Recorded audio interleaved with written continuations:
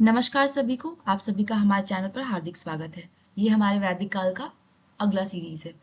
इसमें जो हम आपको क्वेश्चन कराएंगे ये सारे पीवाईक्यू क्वेश्चन हैं, ठीक है, जो कि assistant professor, DSSB, KVS, NTA, UGC, net, TGT, PGT सारे एग्जाम से पूछा जा चुका है। तो ये क्वेश्चन बहुत इंपॉर्टेंट होंगे, ठीक है। अगर आपको हमारा चैनल अच्छा लगे तो चैनल को सब्सक्राइब करें, वीडियो को लाइक करें और बेल आइकन दबाना ना भूलें। अब हम बढ़ते हैं अपने क्वेश्चन की ओर। पहला प्रश्न है हमारा, निम्नलिखित में से कौन सा वैदिक लेख पहली बार पुनर्जन्म का के सिद्धांत की प्रमाणित व्याख्या देता है? ऑप्शन है हमारे, पहला छंदोग्य उपनिषद, दूसरा मुंडकोपनिषद, तीसरा ऑप्शन है हमारा सतपथ ब्राह्मण एंड लास्ट ऑप्शन है हमारा बृहदारण्यक उपनिषद। जिसमें से हमारा सही उत्तर हो जाएगा ऑप्शन नंबर ए, छंदोग्य उपनिषद। ठीक है, ये क्वेश्चन हमारे TGT साल 2016 के पेपर में पूछा जा चुका है। ठीक है, अब हम बढ़ते हैं अपने अगले क्वेश्चन की ओर। क्वेश्चन नंबर 2, ऋग्वेद संहिता की 1/4 ऋचाएं को निर्देशित करती हैं? ऑप्शन है हमारे, पहला रुद्र, सेकंड ऑप्शन है हमारा मारुत, थर्ड ऑप्शन है हमारा असी एंड लास्ट ऑप्शन है हमारा इंद्र। इसमें से हमारा सही आंसर हो जाएगा ऑप्शन नंबर 4, इंद्र। इनके बारे में हमें ऋग्वेद में 250 बार उल्लेख देखने को मिलता है, ठीक है, और आर्यों का इन्हें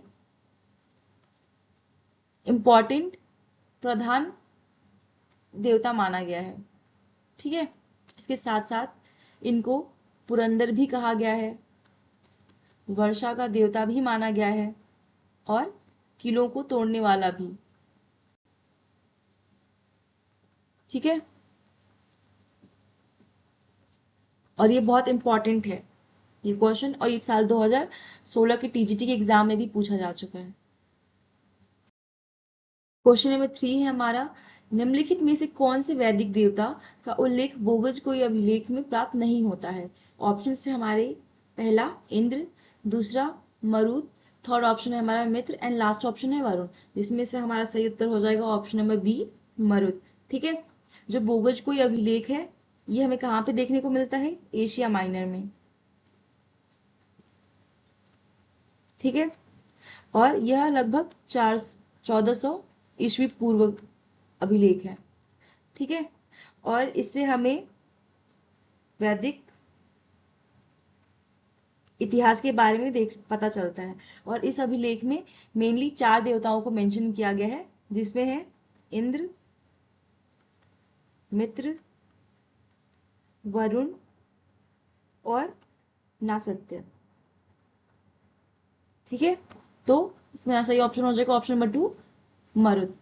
और ये क्वेश्चन हमारे यूपी हायर एजुकेशन एग्जाम में पूछा जा चुका है साल 2018 के।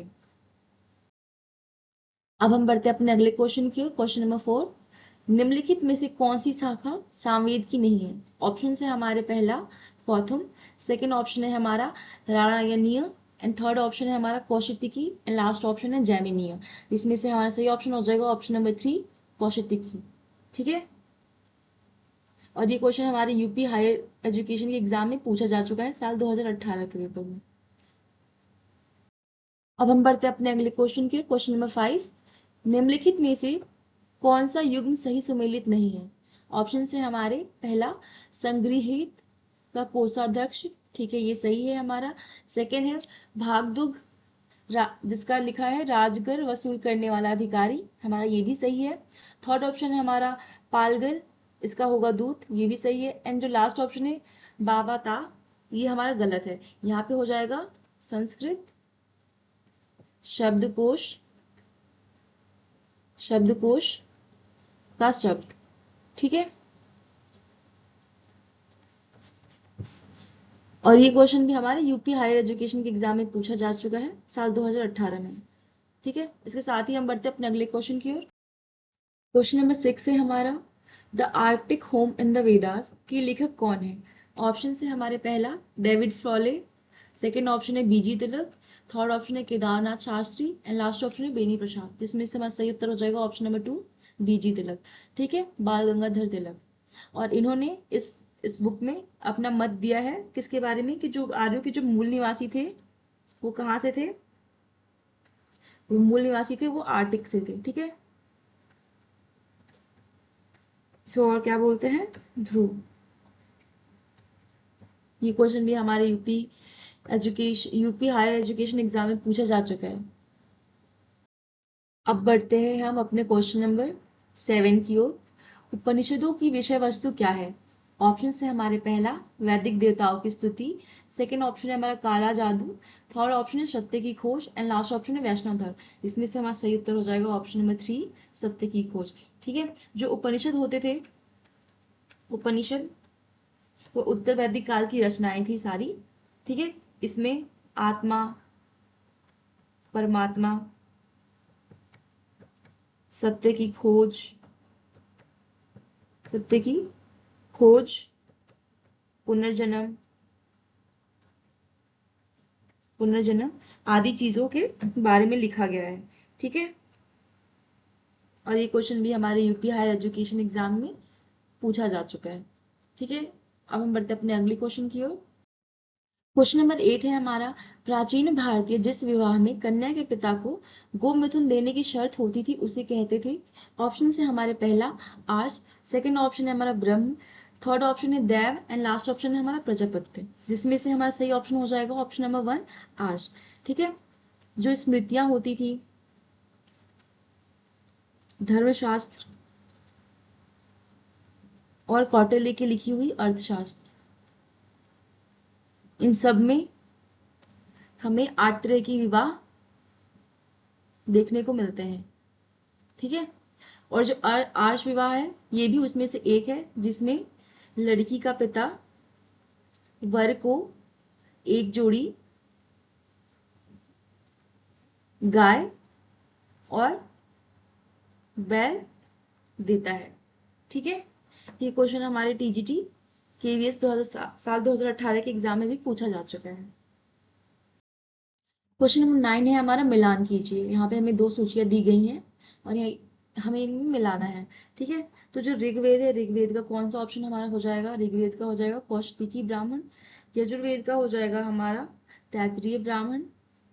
ठीक है, सामवेद का हो जाएगा हमारा पंच पंचविश ब्राह्मण एंड लास्ट वाला अथर्ववेद का हो जाएगा गोपद ब्राह्मण। तो उस हिसाब से हमारे जो नीचे ऑप्शन हैं कौन सा सही हो जाएगा? ए का हमारा है 2, तो ए का 2, मतलब ये दोनों जो है हमारे एलिमिनेट हो गए, इन दोनों में से कोई हो सकता है। ठीक है, यजुर्वेद का क्या है? पहला, तो ए का 2, बी का 1, तो ये वाला ऑप्शन गलत है हमारा, ऑप्शन नंबर 3 जो है ये हमारा सही हो जाएगा। ठीक है, ये क्वेश्चन भी हमारे साल 2018 के केवीएस टीजीटी के पेपर में पूछा जा चुका है। क्वेश्चन नंबर 10 है हमारा, वेदों से संबंधित निम्नलिखित कथनों पर विचार कीजिए। हमें यहाँ दो कथन दिए, कथन एक है उनमें सबसे प्राचीन ऋग्वेद है और कथन दो है हमारा सामवेद पाली में है। ऑप्शन से हमारे केवल एक सही है, सेकंड ऑप्शन है केवल दो सही है, थर्ड ऑप्शन है एक और दो दोनों सही है एंड लास्ट ऑप्शन है ना एक सही है ना और ना ही दो। इसमें से हमारा सही ऑप्शन हो जाएगा ऑप्शन नंबर 1, क्योंकि ऋग्वेद जो है वो सबसे प्राचीन माना जाता है और जितने वेद हैं वो सारे के सारे संस्कृत में है। ठीक है, तो ये वाला ऑप्शन तो हमारा वैसे भी गलत हो जाएगा क्योंकि ये पाली में नहीं है। और ये क्वेश्चन जो हमारा है पीजीटी साल 2016 के एग्जाम में पूछा जा चुका है। ठीक है, अब हम बढ़ते हैं अपने अगले क्वेश्चन की ओर। क्वेश्चन नंबर 11, वैदिक साहित्य में किसे पुरंदर के नाम से जाना जाता है? ऑप्शन है हमारे पहला अग्नि, सेकंड ऑप्शन है वरुण, थर्ड ऑप्शन है हमारा मित्र एंड लास्ट ऑप्शन है हमारा इंद्र। और इसमें से सही ऑप्शन हो जाएगा ऑप्शन नंबर 4 इंद्र। जो इंद्र हैं इनके बारे में हमें 250 बार उल्लेख देखने को मिलता है ऋग्वेद में। ठीक है, और उसके साथ साथ इनको पुरंदर भी कहा गया है, जिसका अर्थ होता है, ये आधा न है। ठीक है, इसका अर्थ होता है पुरों पर विजय करने वाला, करने वाला। इनको वीरता, शक्ति, बादल तथा वर्षा का देवता भी कहा गया है। ठीक है, और ये वैदिक काल के बहुत ही महत्वपूर्ण देवताओं में से एक थे। लाइक सिर्फ एक नहीं थे, ये नंबर 1 पे थे। ओके, और ये क्वेश्चन लाइक सेम क्वेश्चन पहले भी आ चुका है जो हमने आपको बताया था, और ये क्वेश्चन भी हमारे जीडीसी असिस्टेंट प्रोफेसर साल 2017 के पेपर में पूछा जा चुका है। अब हम बढ़ते हैं अपने प्रश्न संख्या 12 की ओर। पूर्व वैदिक काल में निम्न में से कौन सा संस्थान समाज में संसाधनों के वितरण हेतु उत्तरदायी था? ऑप्शन है हमारे पहला सभा, दूसरा है हमारा समिति, तीसरा ऑप्शन है विदत, चौथा ऑप्शन है जन एंड पांचवा ऑप्शन है हमारा विश। ठीक है, ये गलत हो गया था। इसमें से हमारा सही उत्तर हो जाएगा ऑप्शन नंबर 3 विदत। जो विदत था सबसे प्राचीन संस्था है, ठीक है, और इसे जनसभा भी कहा गया है, जनसभा।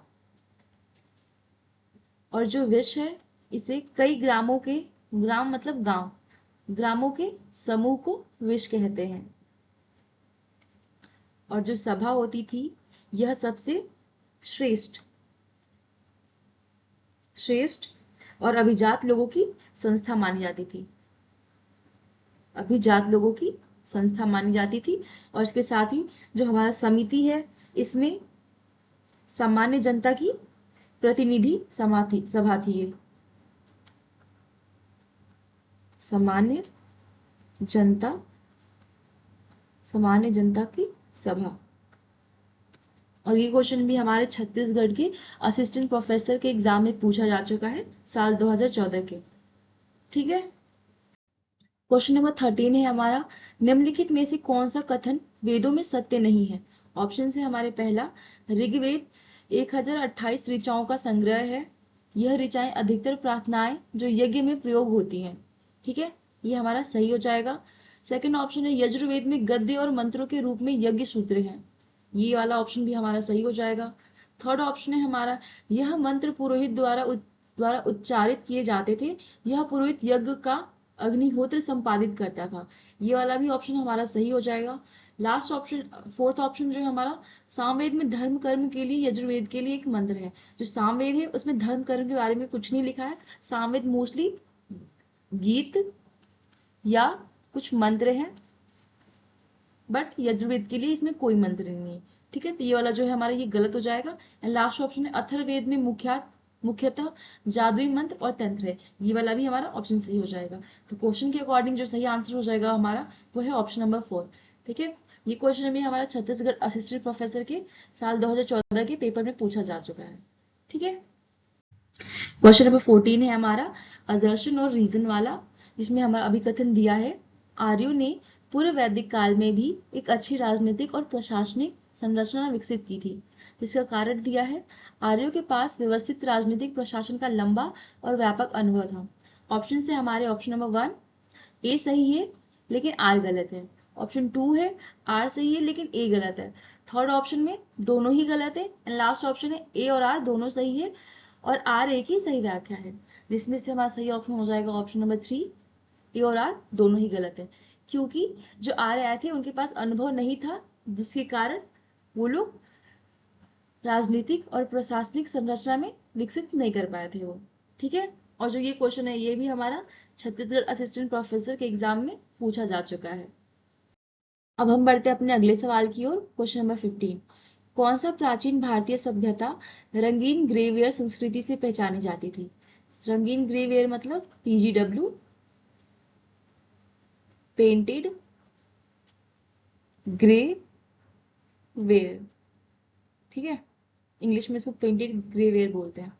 ऑप्शन है हमारे पहला सिंधु घाटी, दूसरा ऑप्शन है हमारा पूर्व वैदिक, तीसरा ऑप्शन है उत्तर वैदिक, एंड लास्ट ऑप्शन है ताम्र पाषाण, जिसमें से हमारा सही उत्तर हो जाएगा ऑप्शन नंबर 3 उत्तर वैदिक।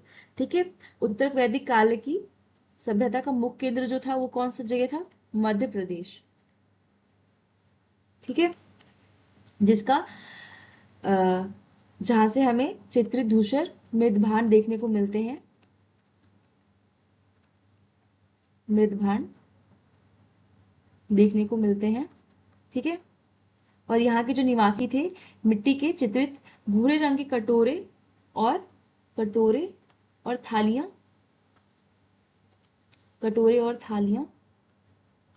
का प्रयोग करते थे। ठीक है, थालियों का प्रयोग करते थे। और ये क्वेश्चन भी हमारे छत्तीसगढ़ असिस्टेंट प्रोफेसर साल 2014 के पेपर में पूछा जा चुका है। अब हम बढ़ते हैं अपने प्रश्न संख्या 16 की ओर। धर्मशास्त्र रचनाओं के संबंध में निम्नलिखित में से कौन सा वक्तव्य सही नहीं है? ऑप्शन से हमारे पहला, इनमें 4 वर्णों और सामाजिक जीवन के मंडकों का संदर्भ है। दूसरा ऑप्शन है हमारा, इनमें विभिन्न जातियों का संदर्भ नहीं है।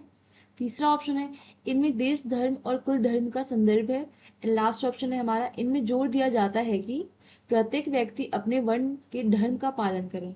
जिसमें से हमारा सही उत्तर हो जाएगा ऑप्शन नंबर 3, इनमें देश धर्म और कुल धर्म का संदर्भ है। ठीक है, ये जो क्वेश्चन है ये हमारे यूजीसी नेट के पेपर में पूछा जा चुका है साल 2019 के। ठीक है, इसके साथ ही हम बढ़ते हैं हम अपने अगले क्वेश्चन की ओर। क्वेश्चन नंबर 17, ऋग्वेद के किस मंडल में गायत्री मंत्र लिखा गया है? ऑप्शन से हमारे पहला चतुर्थ, दूसरा द्वितीय, तीसरा तृतीय एंड लास्ट ऑप्शन है प्रथम। जिसमें से हमारा सही ऑप्शन हो जाएगा ऑप्शन नंबर 3, तृतीय। ठीक है, गायत्री मंत्र का उल्लेख ऋग्वेद के तीसरे मंडल में किया गया है। ठीक है, और किसके द्वारा किया गया है? वह थे विश्वामित्र।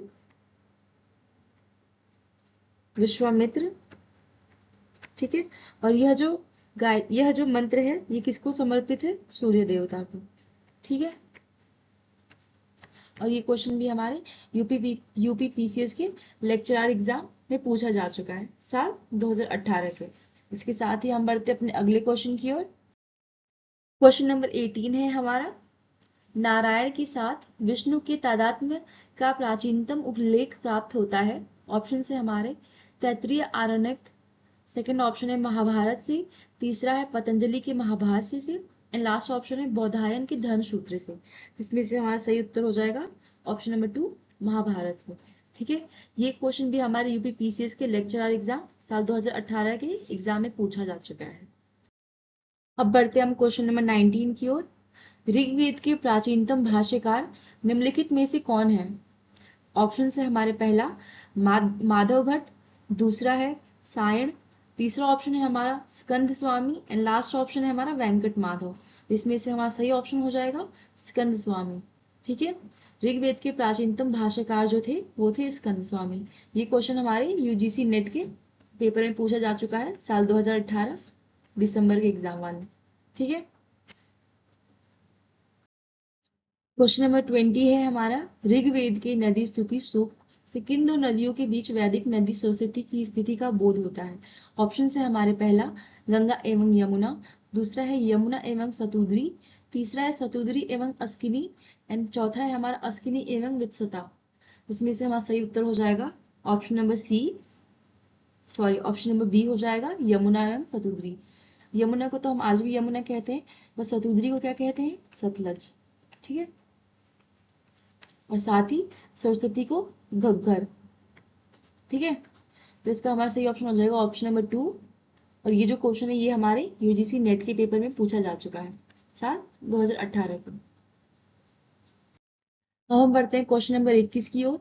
महाजल प्लावन की कथा जिसमें देवी मत्स्य द्वारा मनु की रक्षा करने का विवरण है किस ग्रंथ में उपलब्ध है? ऑप्शन से हमारे पहला ऋग्वेद, दूसरा है वात्स्ययनी संहिता, तीसरा ऑप्शन है हमारा सतपथ ब्राह्मण एंड लास्ट ऑप्शन है ऐत्रेय ब्राह्मण। इसमें से हमारा सही उत्तर हो जाएगा सतपथ ब्राह्मण। सतपथ ब्राह्मण में जल प्लावन के अलावा पुनर्जन्म का सिद्धांत, इसके साथ साथ राम कथा और भी कई चीजों का वर्णन देखने को मिलता है हमें। ठीक है, और इसके लेखक कौन थे? इसके लेखक थे महर्षि याज्ञवल्क्य।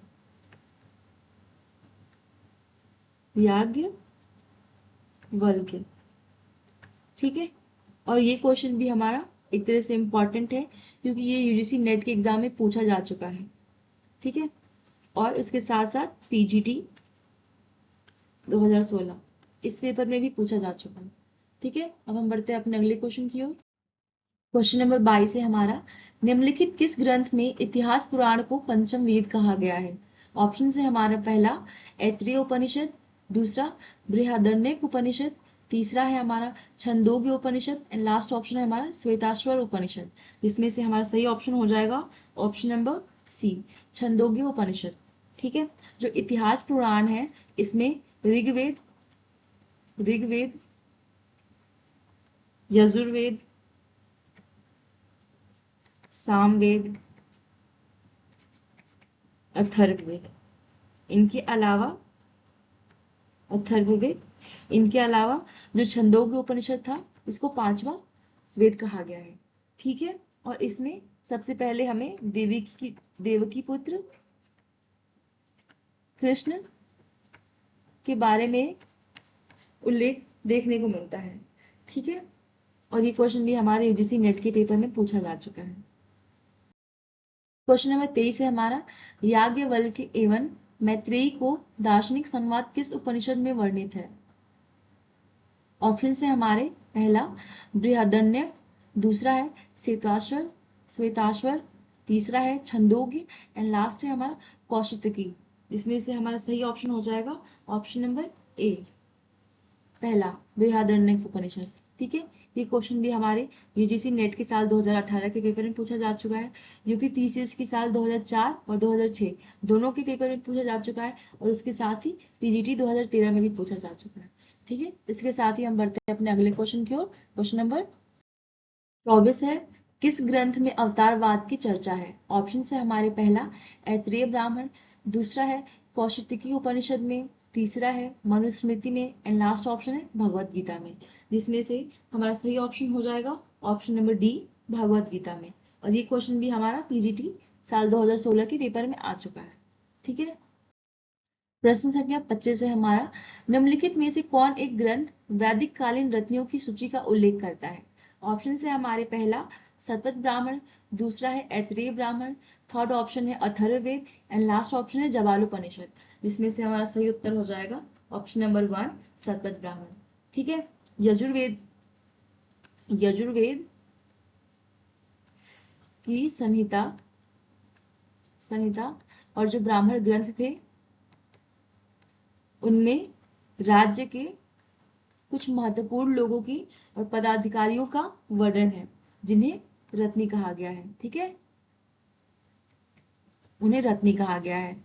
और शतपथ ब्राह्मण में हमें 12 रत्नियों का मेंशन देखने को मिलता है, 12 रत्नियों का उल्लेख देखने को मिलता है। ठीक है, ये क्वेश्चन भी हमारे पीजीटी साल 2016 के एग्जाम में पूछा जा चुका है। प्रश्न संख्या 26 से हमारा, निम्नलिखित किस वेद में आहुति, जिसे हम बलिदान भी कहते हैं, संबंधी सूत्र समाहित है? ऑप्शन है हमारे, पहला ऋग्वेद, दूसरा है अथर्ववेद, तीसरा ऑप्शन है सामवेद एंड लास्ट ऑप्शन है हमारा यजुर्वेद। तो इसका सही ऑप्शन हो जाएगा यजुर्वेद। यजुर्वेद में ही हमें बलिदान और आहुति का वर्णन देखने को मिलता है, क्योंकि जो वैदिक काल के जो लोग थे वो क्या करते थे, यज्ञ करवाते थे। ठीक है, तो यज्ञ करते वक्त बलिदान भी दिया जाता था। ठीक है, और ये क्वेश्चन भी हमारे पीजीटी साल 2016 के पेपर में पूछा जा चुका है। अगला प्रश्न संख्या हमारा 27, वैदिक काल में निष्क क्या था? ऑप्शन है हमारे, पहला सिक्का, दूसरा है संस्था, तीसरा ऑप्शन है हमारा आभूषण और चौथा ऑप्शन है हमारा जाति, जिसमें से हमारा सही ऑप्शन हो जाएगा ऑप्शन नंबर 3, आभूषण। ठीक है, वैदिक काल में जो दो शब्दों का प्रयोग हुआ है वो है हिरण्य और दूसरा है सुवर्ण। इन दोनों शब्दों का प्रयोग किसके लिए किया गया है? वह था सोना। ठीक है, और यहाँ पे निष्क का मतलब भी होता है सोने का एक आभूषण। ठीक है, सोने का आभूषण। और ये क्वेश्चन भी हमारे साल 2016 की पीजीडी के एग्जाम में पूछा जा चुका है। अब हम बढ़ते अपने अगले क्वेश्चन की ओर। प्रश्न संख्या 28 है, निम्नलिखित में किस उपनिषद में वर्णित कैकेय जनपद का एक राजा दार्शनिक था? ऑप्शन है हमारे, पहला जबाली प्रवाहन, दूसरा है जमदग्नि, तीसरा है श्रुतसेन एंड लास्ट ऑप्शन है हमारा अश्वपति, जिसमें से हमारा सही उत्तर हो जाएगा ऑप्शन नंबर 4, अश्वपति। ये क्वेश्चन भी हमारे पीजीटी साल 2016 के पेपर में पूछा जा चुका है। उसके साथ यूपी पीसीएस प्रीलिम्स में साल 2009 में, 10 में और 11 में, तीनों सालों में लगातार पूछा जा चुका है।